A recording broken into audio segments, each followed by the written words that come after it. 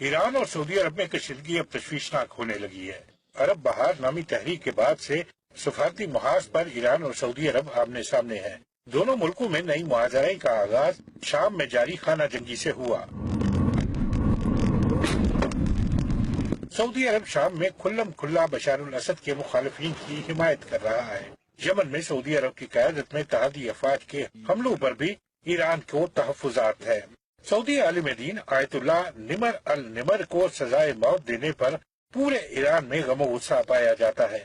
اسی کے رد عمل میں ایرانی سپریم لیڈر آیت اللہ خامنائی نے سعودی حکومت کو تنقید کا نشانہ بنایا۔ شیخ نمر کا سر قلم کیے جانے پر تہران میں مشتعل ہجوم نے سعودی سفارت خانے پر حملہ بھی کیا۔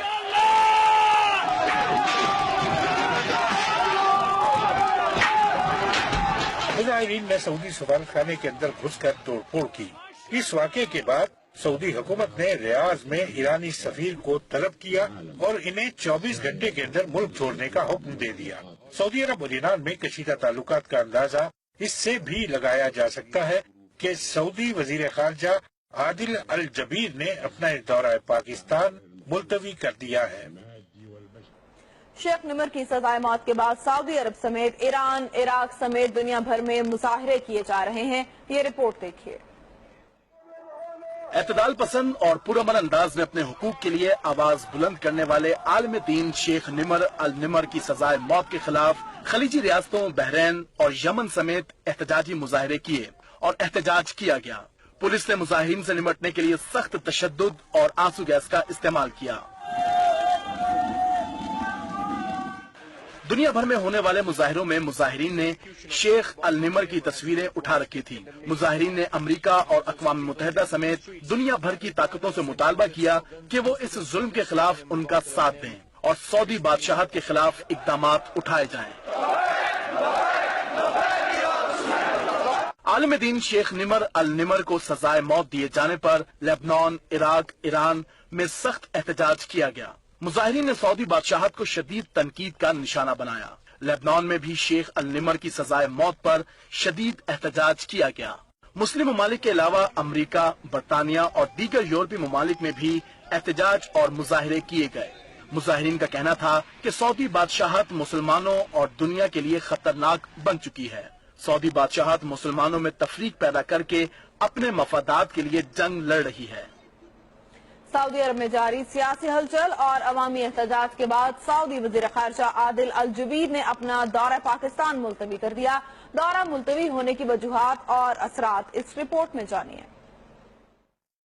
آیت اللہ شیخ نمر النمر کا سر قلم کیے جانے پر سعودی عرب سمیت پوری دنیا میں غیر معمولی عوامی رد عمل سامنے آیا ہے۔ مشرق وسطی کے کئی ممالک میں سعودی مخالف مظاہروں سعودی حکومت بوکھلاہٹ کا شکار ہے۔ ذرائع بتاتے ہیں کہ سعودی عرب میں کسی غیر معمولی صورتحال سے نمٹنے کے لیے سعودی شاہی خاندان نے ابھی سے پیش بندی شروع کر دی ہے۔ سعودی عرب اور ایران میں بھی نئی محاذ آرائی شروع ہو چکی ہے۔ انہی حالات میں سعودی وزیر خارجہ عادل احمد الجبیر نے اپنا دورہ پاکستان ملتوی کر دیا۔ سعودی وزیر خارجہ نے اپنے 2 روزہ دورے پاکستان میں کئی اہم سیاسی اور دفاعی امور پر پاکستان کی فوجی اور سیاسی قیادت سے اہم مذاکرات کرنا تھے۔ سعودی عرب داعش کے بڑھتے ہوئے اثر و رسوخ پر بھی پاکستان سے فوجی امداد کا خواہش مند ہے۔ عادل الجبیر نے سعودی قیادت میں بننے والے 34 ملکی فوجی اتحاد پر بھی مذاکرات کرنا تھے، مگر ملک کے اندر بگڑتے حالات نے سعودی وزیر خارجہ کو پاکستان کا دورہ ملتوی کرنے پر مجبور کر دیا۔ اسی سے اندازہ لگایا جا سکتا ہے سعودی عرب کے اندر سب اچھا نہیں۔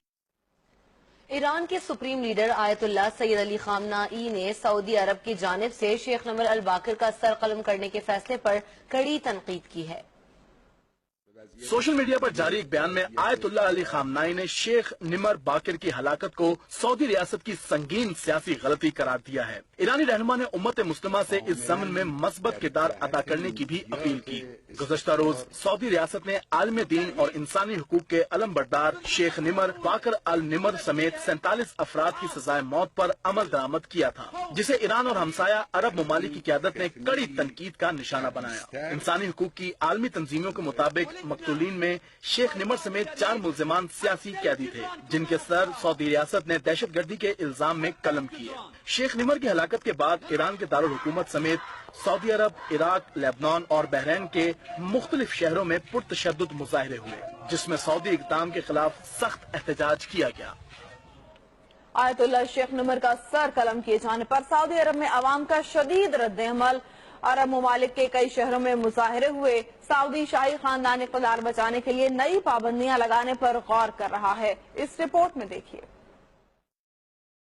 अरब दुनिया में अशरों से कायम बादशाहत और आमरीयत के खिलाफ तहरीक शुरू हुई तो सऊदी अरब भी इससे महफूज न रह सका। मिस्र, ट्यूनिस और लिबिया जैसे ममालिक में तो हुकूमतें बदल गईं। कई अरब मुल्क खाना जंगी की लपेट में आए। अरब बहार नामी ये तहरीक सऊदी अरब पहुंची तो बरसरे इक़्तिदार आले सऊद के औसान खता हो गए। सऊदी अरब के दो मशरकी सूबे कुतैब और अल अहसा तेल की दौलत से मालामाल है। अरब दुनिया में तहरीक मुज़ाहमत से सऊदी अरब के यही दो सूबे सबसे ज्यादा मुतासर हुए, जहाँ बड़े पैमाने पर मुजाहरे शुरू हुए। इन मुजाहरों की क़यादत आयतुल्लाह शेख निमर अल निमर ने की, जो एक रोशन ख्याल, एतदाल पसंद आलम और सियासी रहनुमा थे। अरब बहार के बाद जब पूरे आलम अरब में बेदारी की लहर थी तो सऊदी इक़्तिदार भी हचकोले खाने लगा। अपने डोलते इक़्तिदार को बचाने के लिए सऊदी हुक्मरानों ने जहां मुल्क के अंदर पाबंदियां लगाई, वहीं अवाम का गुस्सा ठंडा करने के लिए इन्हें कई मुराद देने का भी ऐलान किया। मगर हालात फिर भी सऊदी शाही खानदान के कंट्रोल से बाहर होते दिखाई दे रहे हैं। आयतुल्लाह शेख निमर का सर कलम किए जाने के बाद सऊदी अरब में जो अवामी रद्द-ए-अमल सामने आया है, सऊदी शाही खानदान इसकी बिल्कुल तवक्को नहीं कर रहा था। सऊदी अरब में जैसे जैसे तहरीक मुज़ाहमत जोर पकड़ रही है, वैसे ही हुक्मरान शाही खानदान के आसाब जवाब दे रहे हैं। अपने आमराना इक़्तिदार को बचाने के लिए सऊदी हुक्मरान दन, दौस और जबर समेत तमाम हरबे इस्तेमाल कर रहे हैं। पूरे सऊदी अरब में इंसानी हुकूक की बदतरीन पामालियां हो रही हैं। हर साल